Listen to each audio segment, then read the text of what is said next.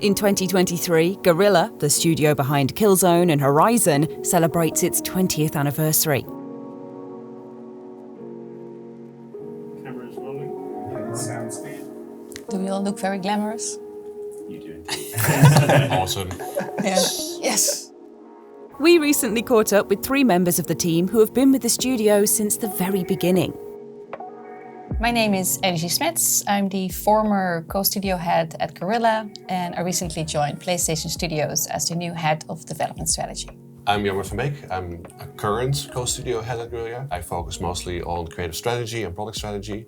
And I'm also the studio art director, and I've been there for 25 years. And I'm Michiel van Leeuw. I'm studio technical director and also a former studio head at Guerrilla. And I mostly focus on engine technology, everything graphics, tools and stuff related. And I think I win because I've been there for 28 years.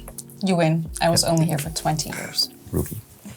Guerrilla was formed in 2003 and began work on Killzone, a title that immediately made the gaming world sit up and take notice. We did not want that hype at all. Well, the hype was nice, but it was also terrifying. But Yes, terrifying would be a really good word to use in this case. Yeah. Terrifying. We were basically like trying to play a games company, and we were very surprised, excited, and terrified at the same time. We're like a bunch of young kids going like, overstocked on ambition, but with no experience. We just, we're maybe a bit naive. We're like, well, other people make PlayStation 2 games way. How hard can it be? How hard can it be? Well, it's kind we of learned that. Lots of like vector code assembly. But then also, I remember going to E3 for the first time with having Killzone 1 on the show floor. That was also amazing.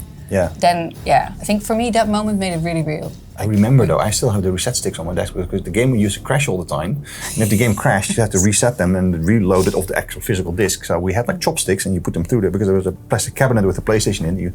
Through the cabinet was the small holes you could reset the PlayStation. Yeah. I still have the reset sticks on my desk. You still have them? We were very invested in creating a new IP. And we also knew that we promised PlayStation that we would deliver an amazing launch title on the new hardware. But we also wanted that second team to fully focus on the next big thing for us. And I think we also learned with Killzone that would take multiple years. So it was really important to us that we could build that second team and really allow also for the time to iterate and have enough time to come up with what eventually would become Horizon. By 2013, Guerrilla is hard at work on PS4 launch title Killzone Shadowfall. At the same time, a second team is already working in secret on a brand new IP, Horizon.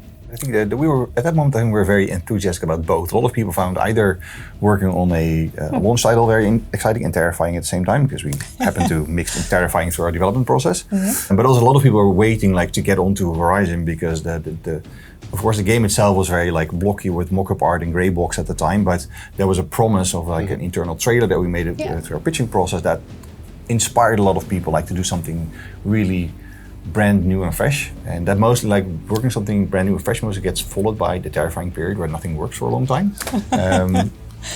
By 2013, we knew our next thing was going to be Horizon. There was actually a period before that, we were working on 2 new IPs. So one was Horizon and the other one was called Dark Science. I didn't like that one. Dark Science was a sort of film noir brawler, set in a paranormal universe. Also a very interesting concept. But we had both of these developed, and we showed these 2 pitches to our own internal staff as well as the other sibling studios at Sony. And by and large, everybody went Dark Science, that's very comfortable for you guys. This is sort of what you guys do well. Dark worlds, grimy worlds. I can see that, and this is so in your wheelhouse. But what you're trying to do with Horizon, that's special. That's something that we've never seen before. So please, do this thing, that seems sort of more out there and more special.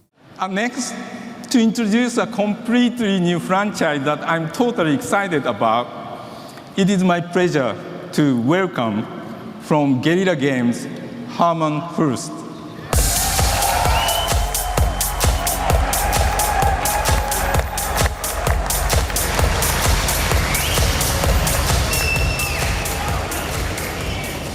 Once every decade or so, game studios get a rare opportunity. An opportunity to leave behind the comfortable and familiar, to conquer the challenge of exploring exotic New Horizons. It's been a long journey getting here, but today, on behalf of everyone at Guerrilla Games, I am delighted to finally unveil our newest franchise. E3 2015. Horizon Zero Dawn is revealed to the world.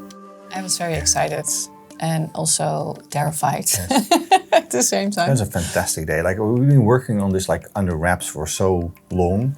What we showed was a book ended by cinematics, but the mid part of it was actual gameplay. We were really intent on showing something that was real. But this was like a real piece of gameplay. And it's also for us, like, we've been working so hard towards getting a vertical slice of the game where we could actually feel it, like after this period of switching to open world, all the uncertainty we saw that we wanted to make. But I think we were still nervous that people were not going to like it at all. Yeah, that was definitely the case.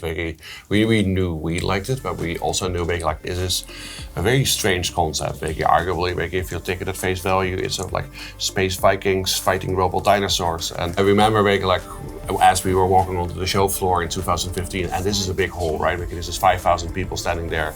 The whole world press is there. It's a giant stage.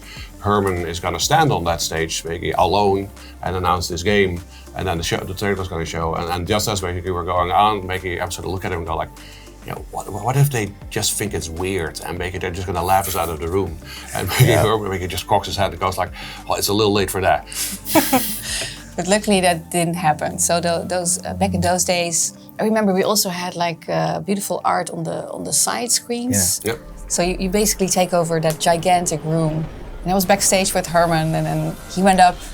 I ran back to the room, and then the trailer played, and then the applause at the end was, I got goosebumps everywhere. The weird thing is, I was amazing. not in the US. I was actually with the team in Amsterdam, and then also we were watching the live stream in the most beautiful cinema of Amsterdam. We rented it off at night. It was like 2 o'clock at night, and we managed to get a satellite uplink to the thing that was broadcasting the press conference to other cinemas in the US. So we managed to get something working with Sony PR. It was really awesome. The entire team was there.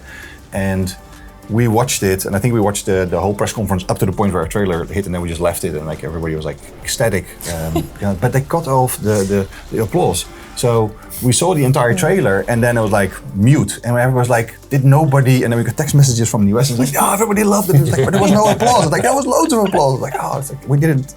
But then we got, luckily, it was a bit of a scary moment where we thought that nobody liked it, but they did. Reception was amazing, Yeah. and quite special. I think within days we started seeing fan art being made just based on the trailer, and even cosplayers trying to, showing like the first attempts to making Aloy's costume. And this was completely new for us as a studio, but I think it was also what we needed at the time, that encouragement to keep going, because we still had a lot of work to do. We always joke, that if we're designing these characters, and with Aloy as well, it's sort of the last thing you finish on the whole game. People keep working on it and refining it. There's dialogue being rewritten, there's work on her hair being done, on her costume being done. It's an endless sort of effort to really build a character like that. It's also very rewarding, because if you nail it, you got something that is so iconic and central, that you have a large amount of people that resonate with it and find relevance in a character like that. It took us a very long time to really define her, and we worked for many processes of really describing her personality, and so using keywords like fierceness, for example, and really chiseling out her as a persona. Slowly, then this starts taking shape and starts taking on a life on its own. And that now she is almost so well described that everybody at the studio immediately sort of knows her and recognizes her, and also notices immediately when something is slightly off tune for her. It's become more of a brain trust within our studio now. In 2017, Horizon Zero Dawn releases worldwide on PS4. So there's this one moment that I always really dread. It's like the Metacritic moment. Yes. And I love it. for some odd reason, you seem to love it. I really don't love it. There's always an embargo set by the PR team, and I think it was at 9 a.m. in the morning, which is really early. And I remember telling my son that I had to go to work really early because of the embargo lifting. He was still young, and he's like, "What's that?" It's like, "Yeah, it's like you get your grade in a way for how well you did." Mm-hmm. And he's like, "Oh, so are you going to get a good grade?" I said, "Well, we'll find out in half an hour." Lots of people were in the office that morning. And then it got more quiet the closer we were getting to 9 o'clock. Then the review. And then you have this like pressing F5 frantically, right, to see how it refreshes. And then we had a great users, great scores came in. And I just remember this sense of relief. It's like, oh, we did not f*** it up. I think we were in Kojima. We were at Kojima Productions maybe when the review started coming in. Yeah. You did still get to celebrate there, right? Yes. Yeah. Also, Hideo himself came to us like, I think it's going to be like, and you're like, gonna make, I think you're going to sell like 6 million copies. And I'm like, that's very nice of you. Like just being nice. In the end, he was actually lowballing it a little bit, and it ended up doing quite a little better. But he was like, he was super enthusiastic. He was super enthusiastic. Yeah. He came to us maybe with Famitsu, that's the famous Japanese review magazine, and maybe we had gotten a 36 there, which is a 9 out of 10. And I think that is a very high score for Famitsu. So he was just making like, oh my God, maybe you guys got a 36. And very excited maybe about what we were doing. That was really great. No, and then I remember the first days we were just bombarded with people streaming the game, making in-game virtual photographs, which was still quite new at the time. And it was, I don't know, it felt so great just to see how many people were enjoying Horizon. Yeah. In 2022, a new chapter of Aloy's story begins on PS5 with the release of Horizon Forbidden West. We had built this future franchise plan that was going from 2016 when initially the game would launch ultimately in 2017 and would stretch out into the 2020s very long. As a joke, somebody had put a Lego box set on there. It's like, oh, wouldn't this be like this cool thing at the end of this whole timeline? At the very end of the timeline. Yeah, we figured if we achieve 10 years, all of this, 10 years then from who now, knows? this might be a franchise that's big enough that Lego would be interested. There was the first prototype box of the actual production set, and it was like, that's so magical to see your own IP, all the things that we've been working on, all these characters that we've built and stuff, and then made an actual physical Lego. It was really cool, and it was also great to see the designers from Lego being as passionate about our IP as our own team. They really did something amazing for us. The day that the physical set came out, there happens to be a Lego store just around the corner of our office in Amsterdam. It was on a Monday. Normally the office only opens in the afternoon, but especially for all the Guerrillas, they open it up in the morning. So at 10 o'clock, we picture hundreds of Guerrilla running across the building, entering the store to get our tallnecks. And it felt very surrealistic moment. Like it's, not something that you think you'll achieve when you try to make a game on a PlayStation 2 with Killzone 1. I don't think we ever could picture that. In Aloy, an instant gaming icon was born. But what does she mean to Guerrilla? I think the way that we always looked at Aloy, and also coming from Killzone, if you're making a first-person shooter, you're sort of leaving a player-shaped hole. You have something, you have a space there where a player can put their own personality. But when you're building something like Aloy, it's not just a puppet that you control through the world. It's somebody that is on you with your adventures. And the way that we sort of always saw her as sees your travel companion, sees the friend by your side as you're exploring the world with her. And that was a really important insight, that this is not the player's character, it's a personality on her own, with her own needs and drives and desires and things that she wants to solve. And understanding that really, I think helped us as a team much better understand storytelling and character creation.